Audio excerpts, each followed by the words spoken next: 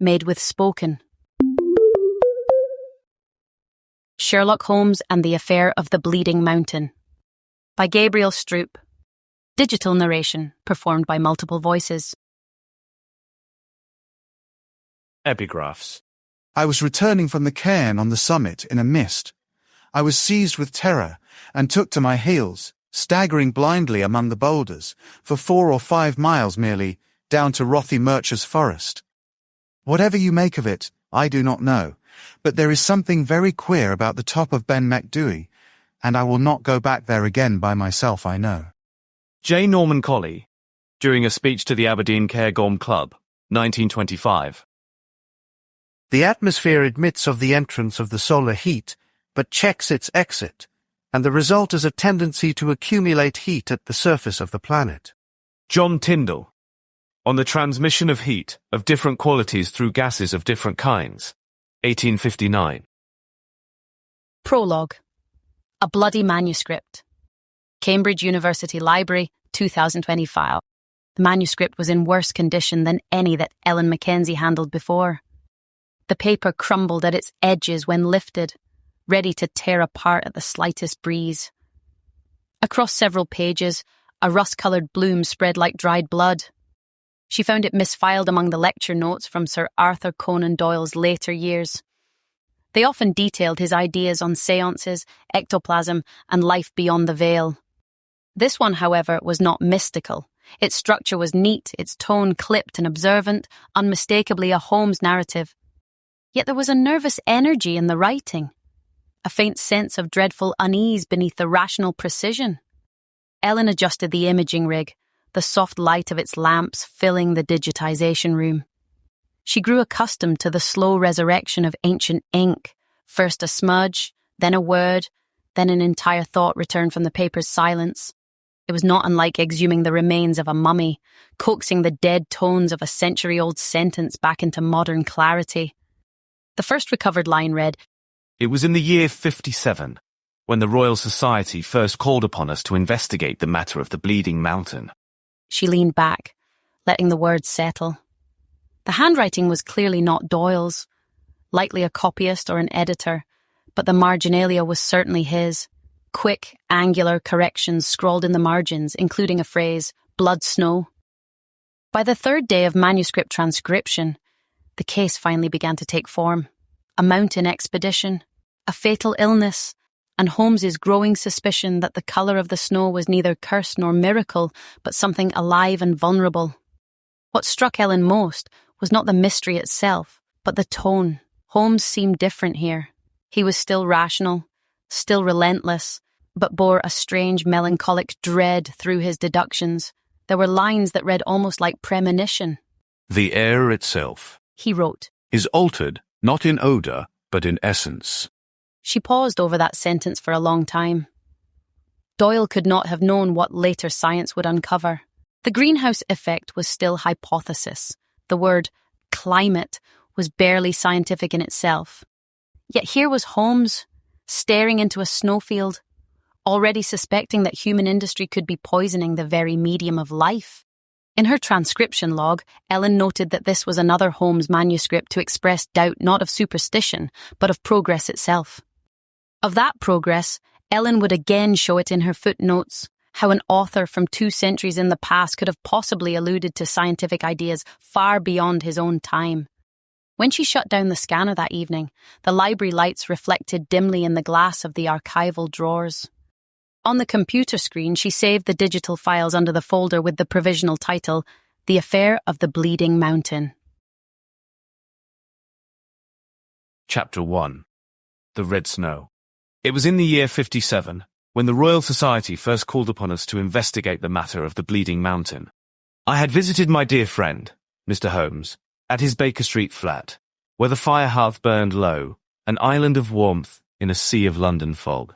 Rather than sitting with the proud composure of a man who solved the cholera pestilence of Broad Street, Holmes simply bent over the day's papers strewn upon his desk in a kind of orderly chaos.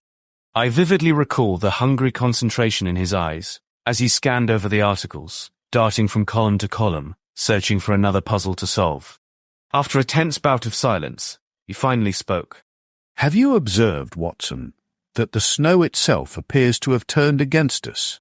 I confessed that I hadn't. He passed me a folded clipping from the Scotsman. Its headline ran, "Blood-stained snows in the Highlands, a divine judgment?" Newspapers and reports throughout the 1800s and early 1900s printed articles full of speculation around red, blood, or watermelon snow found in many high-altitude areas worldwide where snow patches persist outside of winter. The accompanying report told of a mining camp near Ben MacDhui, where the white slopes had somehow taken on a crimson hue. The local men, terrified, abandoned their work, claiming that the mountain itself was bleeding from the ores they had ripped from its insides. This, while they themselves choked on their own illnesses. I could not repress a smile. Surely, Holmes, this tale belongs to the pulpit rather than the laboratory. You mistake me. The church may declare a curse, and the press may proclaim a wonder, but nature seldom contrives either. What interests me is that no one has yet gone to explain the thing. Despite my smiling, memories came back to me of men I had treated in London, men who bore the marks of hunger from years they themselves scarcely remembered, their bodies shaped by seasons that failed to harvest without warning. Then a knock came at the door. Mrs. Hudson presented Holmes with a visiting card. His eyes narrowed as he took it from her. From the Royal Society, or at least from those whose fortunes are entangled with its reputation. Mrs. Hudson then revealed a sealed envelope stamped with the Royal Society's crest and the seal of the Home Office. Holmes tore it open and scanned its contents in silence. When he looked up, a faint, almost sardonic smile played about his lips. It appears, my dear Watson, that this superstition has proven unprofitable. We are requested to appear in Aberdeenshire at once. I must have made some sound of surprise, for he regarded me with glinted eyes, while his mind was already leagues ahead. You are free of practice for the week, are you not? There is a train north before midnight. We must restore reason to the Highlands, or at least find the limits of reason itself. He donned his cap and cane as he motioned out the door. Through the fog, the street lamps flickered like embers in dying air. Chapter 2. The Journey North. 3 days after our summons from the Royal Society, we found ourselves once more upon the iron road, bound northward through a continent of smoke and sleet. Mile upon mile, the southern English landscape lay buried in a veil of fog, the train's plume trailing over like a suffocating serpent. Holmes, usually restless upon any long journey, sat in uncharacteristic silence, his listless gaze fixed upon the dim reflection of the carriage lamp in the window. Only once did he stir, to remark in soft volume, Our time in Broad Street has shown us that the air is not substantially monolithic. Cholera, it turned out, was waterborne and stoppable. Yet, he looked out the window, where the outside trembled with every inch travelled. perhaps poisons could still be airborne, but how does one cork the air as one does water? I silently entertained the idea of everybody wearing filtered masks as they went about their days, but recoiled at the misery of such an existence. So I said nothing, better understanding Holmes's quandary. We reached Aberdeen Guild Street station after nightfall. The lamps along the platform burned with that pale, ineffective orange light, while the scent of salt and limestone replaced the noxious scent of coal and cholera we were used to. Waiting for us upon the platform was a man of perhaps 35, lean and keen-eyed, with a naturalist's habit of looking everywhere at once. His movements were brisk, his dress precise, though his boots bore the stains of long field work. He introduced himself as Dr. Alistair MacLaren, lecturer at the University of Aberdeen, and, like ourselves, commissioned by the Royal Society to examine anomalous discolorations reported in the Cairngorm Range. "I'm very glad you've come, Mr. Holmes," he said, gripping my friend's hand warmly. His voice carried that musical Aberdeenshire lilt, soft but deliberate. "The matter's taken a queer turn. The local men will nae go near the site, and the mine proprietors are talking of shutting down the works altogether. If this talk of curses spreads, it'll ruin half the northern operations." Holmes inclined his head. It is rather fortunate, Doctor, that this hysteria appeals more readily to reason than to prayer. Have you seen the phenomenon yourself? "Aye, several times.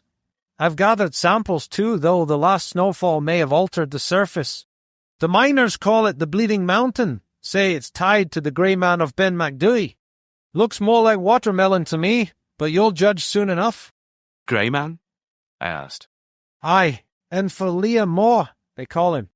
A shadow that follows a climber's steps, but never comes close enough to touch. A fine story for keeping bairns out of the hills. While my ear was no friend to Scottish Gaelic, the cadence of Maclaren's words was enough to unsettle me. Holmes, of course, appeared unmoved. The following morning we set out along the postal road that wound southwest toward the Grampian Mountains. Our hired carriage clopped, creaked and clattered under the weight of instruments and supplies.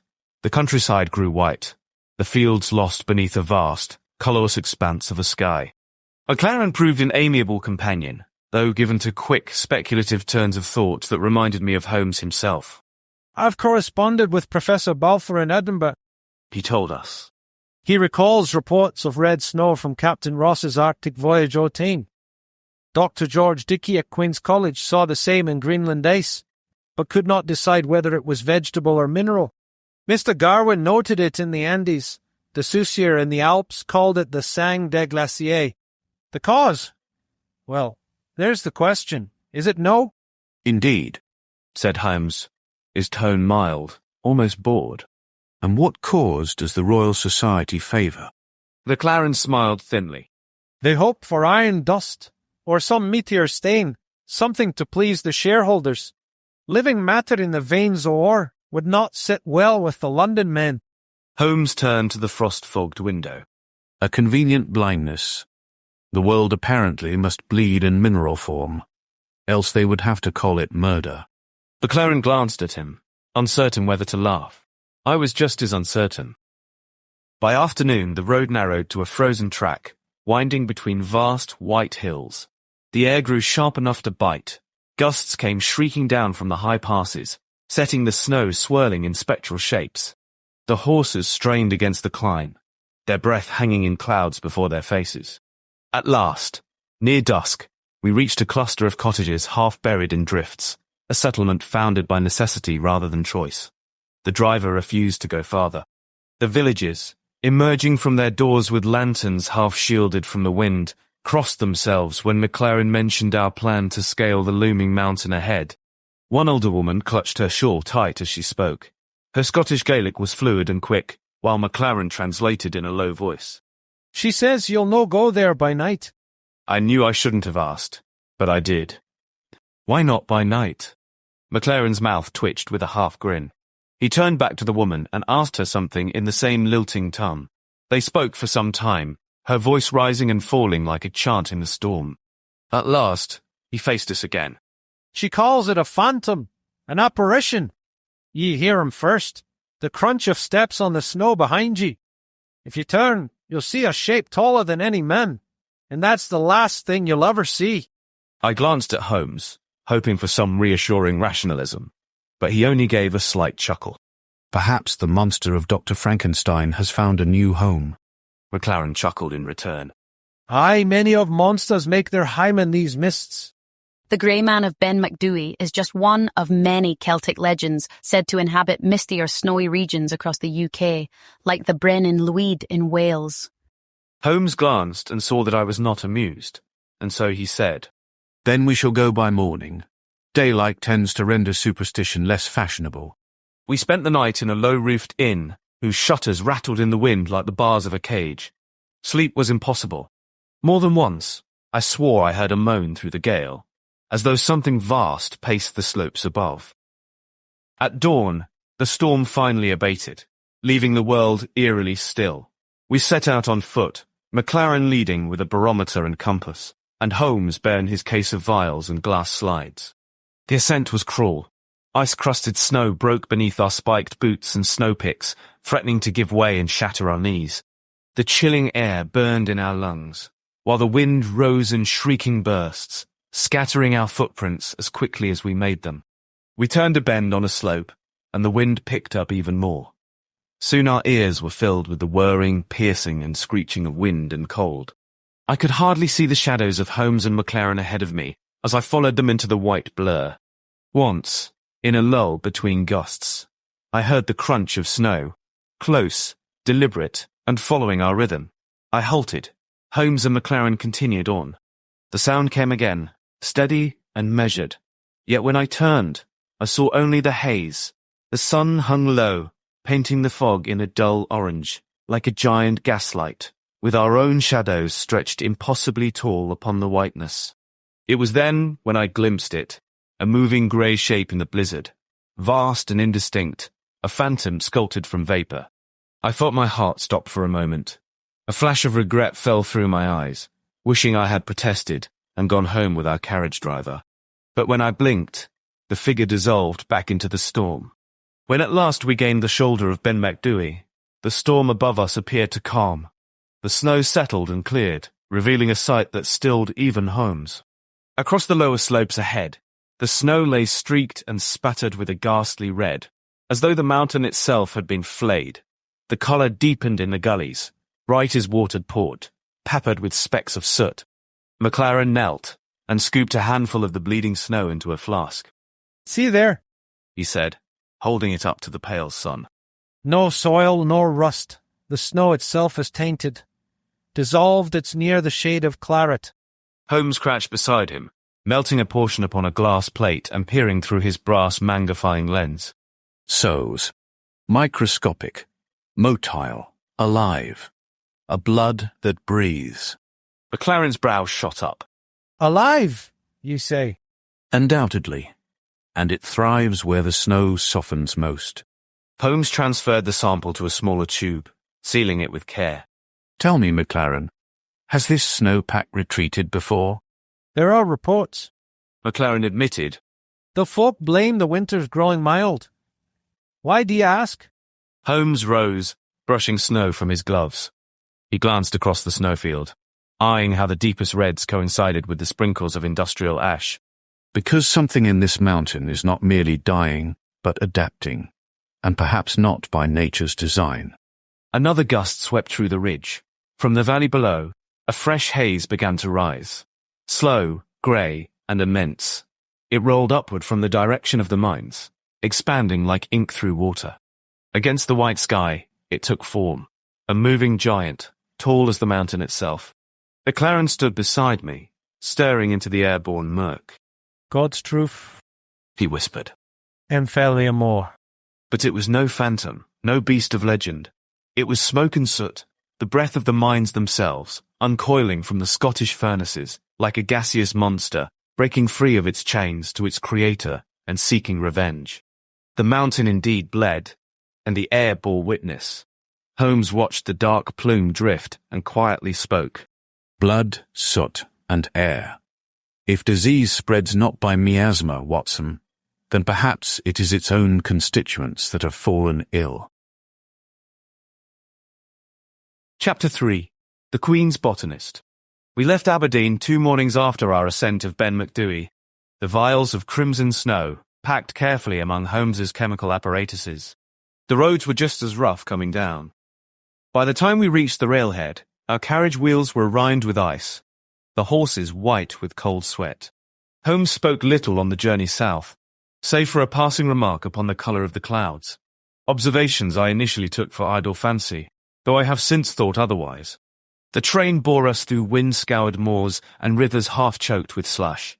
By evening, the black towers of Edinburgh rose before us, stark against a pewter sky. It was a city balanced between intellect and superstition, as though reason itself had been quarried from its stone. Holmes regarded it with the faintest flicker of anticipation, the closest I had ever seen him to reverence. The botanical department of the university lay in a draughty wing near South Bridge, a place that smelled of damp paper and spirits of wine. Cabinets lined the walls, each filled with pressed ferns and dried moss, the fossils of forests catalogued for the empire. There, amid the dirt and glass, stood Professor John Hutton Balfour, a tall, bearded man whose mild eyes belied a certain imperial confidence. His fingers, long and delicate, bore a faint greenish tint, as though no amount of washing could remove the stains of chlorophyll. "You are the gentleman from London?" he asked in his soft Edinburgh accent. "Dr. McLaren wrote ahead. You've brought the snow?" Holmes inclined his head and produced the sealed vials. Collected 4 days past at the shoulder of Ben MacDhui. Your professional judgment would be of great service to us. Balfour held one of the vials to the light. The liquid within glowed a faint pink. Ah, our old companion Protococcus nivalis, if I am not mistaken. I have seen it before, though never so far north. He set the vial aside and drew us to a bench where a brass microscope waited. With practiced ease, he placed a droplet of the melted snow upon a slide, adjusted the mirror, and invited us to look. Through the lens, I saw a field of minute crimson spheres, suspended in the meltwater, each haloed within a faint light of its own. The sight was oddly beautiful. While I am no superstitious man, it was also unsettling, a substance of life finding a foothold even in the deadliest of season. A vegetable organism. Balfour said, clasping his hands behind his back. Not mineral, not dust. Captain Ross brought back the same from his Arctic voyage in 18. His botanist, Robert Brown, classified it as an algal growth, and I see no reason to dispute him. God truly is endlessly resourceful. Holmes recalled his previous conversation with McLaren. 1818, just a few years after the year without a summer. Balfour raised his eyebrows. I struggle to see your connection here, Mr. Holmes, but perhaps the atmospheric abnormalities from those years did spark some change in life within the Earth's borders. 1816 is known as the year without a summer, marked by the coldest recorded temperatures in the northern hemisphere between the 18th and 21st centuries. We now know it was caused by the fallout of an 1815 volcanic eruption in Indonesia. Holmes's gaze was fixed upon the instrument. Then perhaps this affair is biological, not chemical. This species thrives most where the snow first begins to melt. Do you suspect this as more than coincidence? Balfour smiled, half indulgent. Indeed, the algae relies on water to survive, and its color helps to melt the snow to its liquid form. The deeper the hue, the more warmth it absorbs. Thus the fall hastens. I asked, does such a strategy run the risk of melting all the snow too quickly? Balfour softly chuckled. I have corresponded with Mr. Darwin about this thought. He suggested that nature finds a balance after long bouts of adaptation. Perhaps this alga has found this balance with its snow substrate. I, however, am inclined to believe God has set this balance since the beginning of the Earth itself. Holmes's eyes flickered. A symbiosis of a curious kind, a living thing destroying its own substrate, yet somehow abating its own extinction. Balfour paused, then added, I recall similar reports after the failed summers of the last generation, organisms appearing where none had before, while others vanished altogether. Nature, you see, adapts quickly when pressed. He cleared his throat and straightened. But these matters are seldom linear and rarely convenient. Now turning away, Balfour busied himself among his sample bottles. I have also corresponded with a Mr. William Thompson of Glasgow. He and another fellow, John Tyndall, proposed that certain gases and particles retain heat just as a greenhouse retains humidity and light. Quite interesting speculation, but perhaps more for the physicists than for us gardeners. Holmes was silent for a long while. When he spoke again, it was in a tone that might have been musing, if not disturbed. If these organisms hold warmth as they suggest, while soot and smoke hold even more, then they must be additive, perhaps beyond what was possible before. He turned to me. And perhaps snow is a finite resource. Balfour paused his movements, raising an eyebrow as he glanced back at us.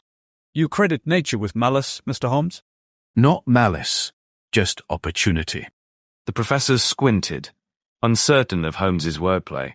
In any case, there is no need for alarm. These snows are natural curiosities, not divine portents. I ventured to mention the miner who had died coughing blood. Balfour dismissed the connection with a shake of the head.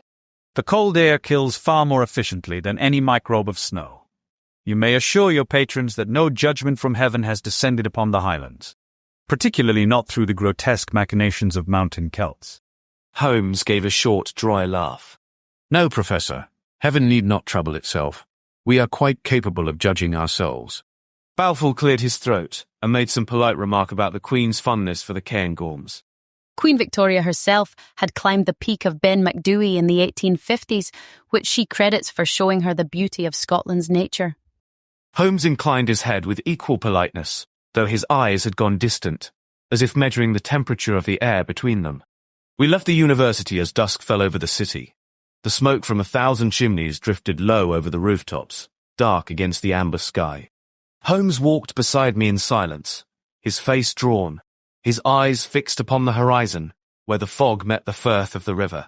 At length he spoke, not directly to me, but to the gathering dark. A plant that drinks in heat, soot that blackens the snow, and men who call profit the measure of progress. Tell me, Watson, where in that chain does reason and madness begin? He said it quietly, without irony. I found myself unable to answer. Chapter 4. The Tyndall Effect. Another day's journey by rail brought us south again, not into the provinces, but to the heart of London's scientific establishment. Holmes learned that Professor John Tyndall, mentioned by Balfour, recently returned from experimental work upon the continent and was once more lecturing at the Royal Institution, that sober temple, where discovery itself was a resource to be mined, refined, measured, and made useful. The heavy London air carried that familiar mixture of coal smoke and damp stone, but within the institution, the corridors were warm and close. We found Professor Tyndall in one of the smaller rooms behind the main lecture theatre. The public benches empty. The windows were tall and grimy, filtering a light greatly thinned by the city's smog. Upon the central table lay an assortment of glass tubes, brass fittings, lamps, scales, and mirrors, all scrambled as if paused mid-work. Tyndall greeted us with a quick, courteous nod, his hands still faintly smudged with soot and chalk. "You've come at an awkward hour, I'm afraid," he said, with a trace of Irish music still clinging to his consonants. "I'm forever between trials. Conclusions are scarce just now, only observations, and those still arguing among themselves." Observations are precisely what I require, Holmes replied. Conclusions have a habit of arriving before they are invited. Tyndall smiled at that, and returned to adjusting a narrow glass chamber, watching a needle quiver as the flame beneath it was altered.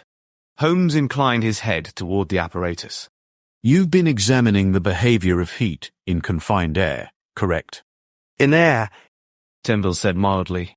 and in what passes for it. He tapped the glass once with a fingernail. The atmosphere, it turns out, is a less uniform companion than we were taught to believe." Holmes stepped closer, careful not to disturb the arrangement. Does ordinary air retain heat readily? Not with any great enthusiasm. It is obliging stuff, for the most part.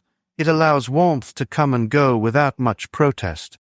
He shifted a weight upon a scale, then added, But it grows less accommodating once it is altered. In what way?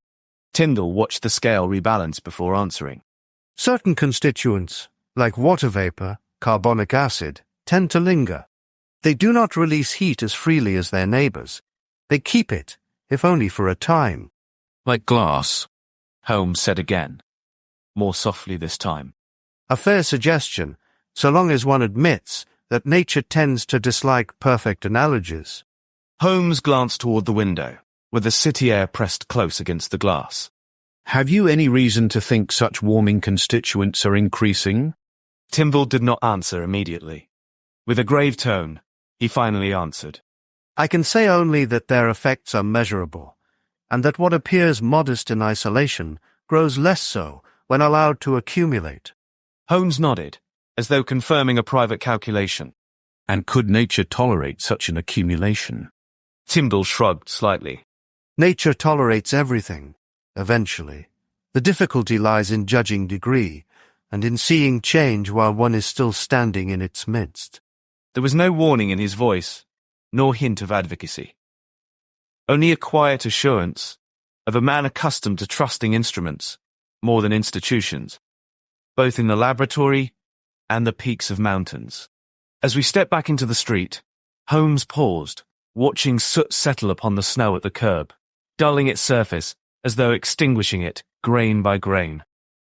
My friend's silence on the journey back to our London provinces was heavier than any case I recall. After a brief silence in the hansom ride, Holmes said, Do you know what miners call the air that kills them, Watson? Black damp, I answered. Carbonic gases that displace the breath. Holmes nodded. A man's lamp flickers, his lungs thicken, and the very atmosphere turns to poison. Now imagine, he went on, his gaze fixed upon the smoke-veiled fields, that we are the miners, and the world itself is the coal pit. Every furnace, every chimney adds its filth to the choke. The air grows thicker, the light grows dimmer. Soon the flame of life, as in the mines, will sputter and go out. You think it possible, I asked, that human industry may endanger the very planet? Holmes's answer was soft but certain. It appears it already has. What we call progress, Watson, may yet become our own extinction. The algal bloom, the soot, the melting snow, they're all part of just one pattern. Life consuming its own shelter until nothing remains but heat. He turned his eyes from the window to his notebook and began to write. In a swift and cramped hand, lines of calculation, feedback loops, and marginal notes that I could not follow. Beneath one, I vaguely read the fragment. An organism that thrives by warming its own grave. I thought it a macabre turn of phrase, but it silenced me for the rest of the ride. That night, at our lodgings, a letter arrived, bearing the seal of the Royal Society. It was from James Baird, an industrialist whose northern mining operations had financed our initial expedition. Holmes read it aloud in his flat, emotionless tone. Mr. Holmes, I am informed that your inquiries have given rise to rumours most injurious to the interests of the company. The men have deserted, the equipment lies buried, and our operations are at a standstill. You are therefore directed to conclude your investigation and issue a statement denying any natural hazard or contagion. The Empire cannot afford pernicious science. J. Baird, Gott Sherry Iron Works. James Baird, 1802 to 1876, was a Scottish industrialist who owned what would become the largest iron-smelting companies in the UK at the time. Holmes folded the paper once and placed it upon the mantel. The Empire is seldom unbothered by what it cannot afford to believe. I protested. Surely you do not intend to capitulate to such demands. Your duty is to the truth, Holmes. He turned to me then, his expression sharpening with that cold, electric lucidity I had seen in our most perilous cases. My duty, Watson, is to preserve the truth, even when the world forbids it. If the Royal Society fears contagion, let them have their comfort. But this, he tapped his notebook, will not be lost to their ledgers. There are other ways to speak, other minds to reach. He opened this case, placed the vials of crimson snow inside, and sealed them with wax. One day, someone will know where to look. Outside, the soot-laden snow fell thicker, and I saw in my friend's stillness not surrender, but adaptive calculation, the patience of a man planting evidence for another century to find. Weeks had passed since our return from the Royal Institution, and Baker Street had grown uncommonly still. The frost of late winter clung against the panes, muffling the city's usual pulse. Holmes had withdrawn from all inquiries, refusing Lestrade's calls, and had converted his sitting room into a kind of improvised laboratory. I would return from my rounds to find the blinds drawn, and the air thick with strange vapours. Vials, bell jars, and corked flasks crowded every surface. More than once, I caught him watching a plume of steam coil beneath a glass dome, which housed a dish of pond water. He measured its lifespan by the ticking of his watch. When I asked what occupied him, he replied, An inquiry into the persistence of vapour in confined spaces. A trivial pursuit, you might say, but not without its consequences. His tone forbade further questions.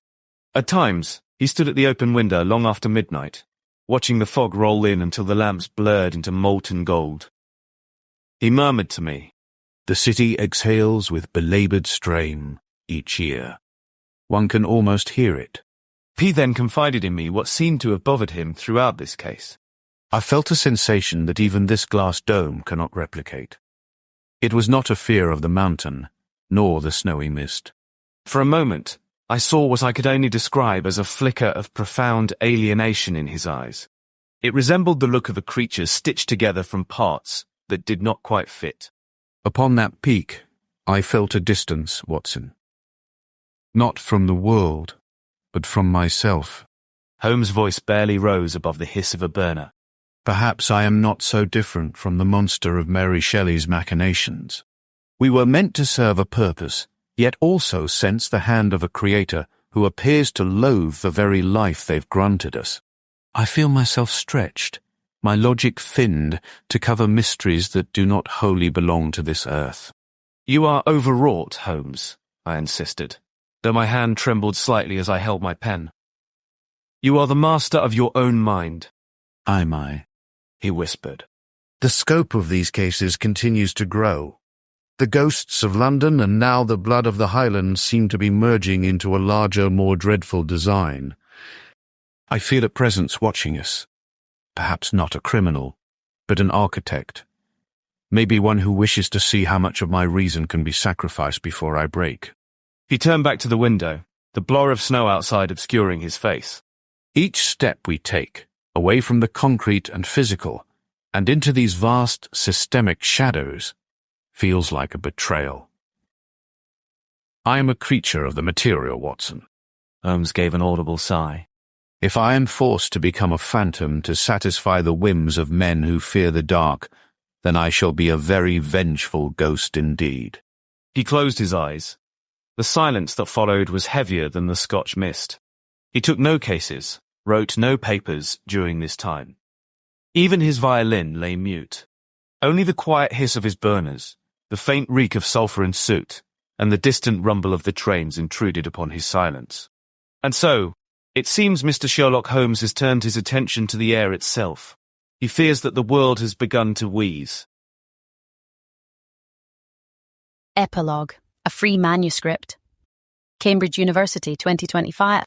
The files uploaded slowly, each scanned TIFF blooming into the university's digital archive as though surfacing from the snow.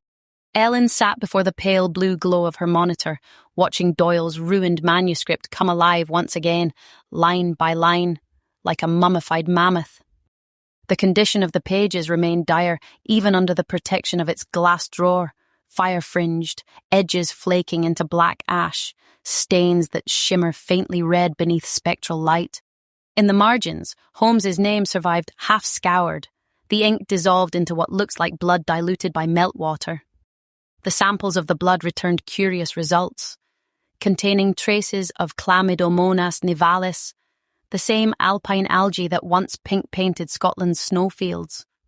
The lab dismissed it as contamination, but Ellen privately entertained another idea. Doyle, acting through Holmes, desperately trying to disprove the existential dread they both had certainly felt. There is no clear provenance, no record of its prior owners, no publication notice in Doyle's known catalogues. The editorial insertions, crossings out, the final abrupt ending, they all felt too deliberate to be mere accidents. Her commentary notes lay open beside the scans. It was strange, she thought, to observe that Holmes' reasoning here runs parallel to discoveries that came in reality. Fourier's heat equations, Foote's gas experiments, Tyndall's alpine notes. The detective's insight that soot and air, once mixed, could change the planet's balance.